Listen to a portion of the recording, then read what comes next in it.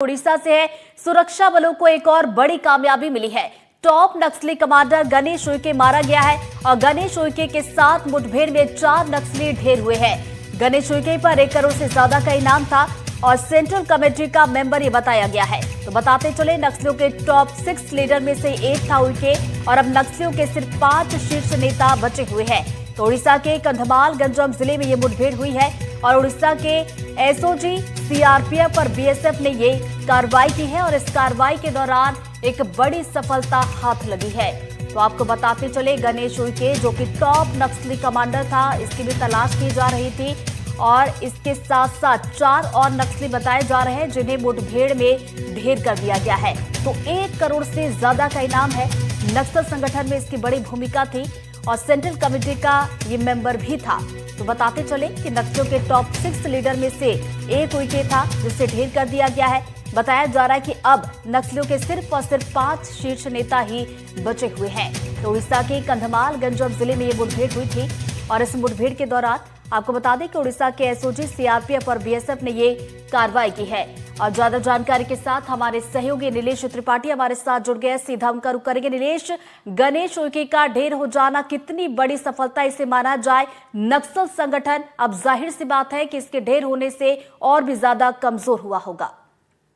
बिल्कुल, देखिए स्वाभाविक सी बात है कि central committee member Ganesh Uikey था और इसके अलावा उन चंद लोगों में शामिल था जो सेंट्रल कमेटी मेंबर रहते हुए हथियार के साथ मुठभेड़ करने की स्थिति में भी थे।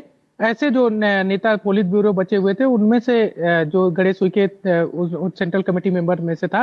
अब बता दें कि गणेश उइके के मारे जाने के बाद अब बचता कौन है? तो गणपति हैं। गणपति के जिनकी एज जो सुरक्षा बल के एजेंसियों के जो एजेंसियां जो हैं सुरक्षा से जुड़ी और जो भी है उनके भी जो डेटा है उनके हिसाब से भी 80 साल के आसपास जो है वो गणपति की एज है, यानी कि काफी बुजुर्ग हो चुके हैं। और इसके अलावा फिर संग्राम है, बेसिर मेहरा है, देवजी है, ये कुछ लोग हैं जो बचे हुए हैं सेंट्रल कमेटी में। इसमें से 3 पोलित ब्यूरो मेंबर हैं जिसमें देवजी और मिसिर बेहरा और गणपति हैं। बाकी एक दो सेंट्रल कमेटी मेंबर बचे हैं। तो इसके बाद अब गणपति चूंकि वो उन शख्स में था जो छत्तीसगढ़ में काफी लंबे समय तक एक्टिव रहा और उसके बाद जब चलपति को हमने देखा था पिछले साल एक मुठभेड़ में गरियाबंद में मार गिराया गया था जो सेंट्रल कमेटी मेंबर था, उसके बाद उड़ीसा विस्तार, चूंकि उसके पहले चलपति के पास पूरी जिम्मेदारी थी कि उड़ीसा और छत्तीसगढ़ बॉर्डर का जो इलाका है वहां पर किस तरह से विस्तार करना है, तो वहां उसके बाद गणेश उइके को पूरी तरह से जिम्मेदारी उड़ीसा की दे दी गई थी। यानी कि छत्तीसगढ़ में जब लगातार दबाव बढ़ रहा था तो उड़ीसा में विस्तार करने की योजना और मजबूत करने का नक्सलियों को जो योजना था वो गणेश उइके के पास था। अब गणेश उइके के मारे जाने के बाद इस बात को लेकर बिल्कुल एक कहा जा सकता है कि अब नक्सल संगठन जो है न सिर्फ छत्तीसगढ़ बल्कि आसपास के जो इलाके हैं, जो राज्य हैं, जैसे कि हमने देखा बीते दिनों जो एमएमसी कॉरिडोर था जिसमें पूरी तरह से एक तरह सरेंडर भी हुआ और कुछ लोग मारे भी गए। वहां से बड़े जो रामधेर थे सेंट्रल कमेटी मेंबर, वहां उन्होंने सरेंडर किया। तो उस इलाके में भी एक तरह से अब शांति की बात कही जा रही है। मध्य प्रदेश पूरी तरह से नक्सल समस्या से मुक्ति की ओर बढ़ चुका है। लगभग सारे नक्सली सरेंडर कर चुके हैं या मारे जा चुके हैं, ऐसा कहा जा रहा है। इसके अलावा महाराष्ट्र में भी अब गतिविधियां बिल्कुल कम हो गई हैं। उड़ीसा जो थी वो चूंकि गणेश उइके के नेतृत्व में टीम लगातार काम कर रही थी, तो अब गणेश उइके के मारे जाने के बाद वो एक वहां पर भी बड़ी सफलता की ओर पर देखा जा रहा है। छत्तीसगढ़ में तो लगातार कार्रवाइयां चल ही रही हैं। अब जो लड़ाई लड़ने वाले लड़ाकों में जो शामिल लोग हैं उनमें से गणेश उइके के मारे जाने के बाद जो नेतृत्व करते हैं उनकी संख्या सीमित हो गई है। अब बारसे देवा, पापा राव जैसे कुछ लोग ही बस बचे हैं। जी बिल्कुल, ये जैसा कि आपने जिक्र किया कि अब कुछ लोग ही बचे हैं और जैसा कि डेडलाइन तय की गई है मार्च 2026 और हम देखिए साल अब खत्म होने वाला है, कुछ दिन बचे हैं। तो क्या ये समझा जाए कि शायद जो डेडलाइन तय की गई है उसके पहले पहले छत्तीसगढ़ में लाल आतंक का खात्मा हम देख सकते हैं? देखिए बिल्कुल, जो सरकार भी इस बात को बार बार कह रही है और जो आंकड़े भी आ रहे हैं और लगातार जो गतिविधियां चल रही हैं, तीनों ही एक दूसरे को सपोर्ट कर रहे हैं। और ये कहा जा सकता है कि देखिए 2 चीज है, माओवादी खत्म होना और माओवाद जो विचारधारा है वो खत्म होना। तो माओवादी जो हथियारबंद माओवादी हैं वो तो बिल्कुल ये माना जा रहा है कि उस समस्या का समाधान जो तय समय सीमा है उसमें कर लिया जाएगा जिस गति से हो रहा है, या हो सकता है कि उसके कुछ समय पहले, महीने 1.5 महीने पहले भी इसका ऐलान कर दिया जाए। लेकिन जो माओवाद विचारधारा है उसको समाप्त करने में बिल्कुल समय लगेगा सरकार को, और समाप्त भी होगा या नहीं होगा क्योंकि एक विचारधारा का जो है वो समाप्त होना बड़ा मुश्किल होता है। लेकिन जो सशस्त्र माओवाद की समस्या है वो जरूर समाप्ति की ओर से है। ऋतु, एक चीज और मैं बता दूं कि गणेश उइके जी। के जो मुठभेड़ में मारा गया है उसको लेकर भी उसके काफी उसके उससे जुड़ी कहानियां हैं, और छत्तीसगढ़ में उसने कई सारी घटनाओं को अंजाम दिया। लंबे समय तक दंड काराण ने स्पेशल जोनल जो कमेटी है वहां पर एक्टिव रहा। सुकमा बीजापुर में जो बड़ी मुठभेड़ें हुई, खासकर 2020 तक माना जा सकता है, 2021 तक, उसमें भी गणेश उइके की भूमिका रही है। गणेश उइके लंबे समय तक जगदलपुर के एक हॉस्टल में रहा, और उसने एक नाम बदल कर, पहले वो राजेश तिवारी संजीव तिवारी के नाम से, नहीं माफ करिए, राजेश तिवारी के नाम से ही गणेश उइके को जाना जाता था। और वो हॉस्टल में रह के, नेहरू आश्रम करके एक हॉस्टल होता था जगदलपुर में, जहां पर वो रहता था, स्टूडेंट यूनियन से जुड़ा हुआ था। उसके बाद एक पूर्व विधायक है, उनसे विधायक रहते उनसे एक विवाद हुआ था, और उसके बाद वो जंगल की ओर चले गया था। उसकी अपनी एक अलग कहानी है गणेश उइके की। लेकिन गणेश उइके का मारा जाना एक माओवाद संगठन को जो कमजोर करने की दिशा में सुरक्षा बल के जवान काम कर रहे हैं, उसमें बड़ी सफलता है। बिल्कुल, तो गणेश उइके जो कि बड़ा नाम था, बड़ा मेंबर था, और मारा गया है। इसके बाद नक्सल संगठन जाहिर सी बात है कमजोर हुआ है। बहुत बहुत शुक्रिया नीलेश आपका तमाम जानकारी के लिए।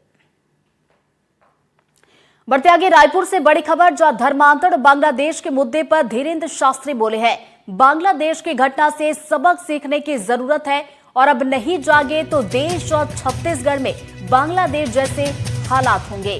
तो कांकेर की घटना पर भी धीरेन्द्र शास्त्री ने कहा कि कांकेर में जो हुआ वो अच्छा नहीं हुआ, लेकिन हिंदू जागा ये अच्छा है, और भारत में कैंसर से ज्यादा खतरनाक है धर्मांतरण। तो ये बड़ी खबर आप तक पहुंचा रहे हैं रायपुर से। धर्मांतरण बांग्लादेश के मुद्दे पर धीरेन्द्र शास्त्री ने बयान दिया है, और बांग्लादेश में जो घटना हुई है उसको लेकर उन्होंने कहा कि बांग्लादेश की घटना से सबक सीखने की जरूरत है, और अब नहीं जागे तो देश और छत्तीसगढ़ में बांग्लादेश जैसे हाल होंगे।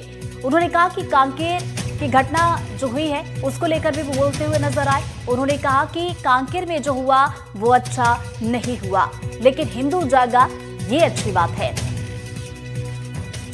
हम भारत में केवल एक संदेशा देना चाहते हैं कि यदि बांग्लादेश जैसी स्थिति आप अपने भारत में नहीं देखना चाहते, यही समय है, सही समय है, अभी नहीं तो कभी नहीं। यदि हिंदू एक आज नहीं हुआ, हिंदू एकजुट नहीं हुआ, तो वो दिन दूर नहीं जब भारत के और छत्तीसगढ़ के चौराहों पर ऐसा जो बांग्लादेश में हुआ वो देखा ना जाए।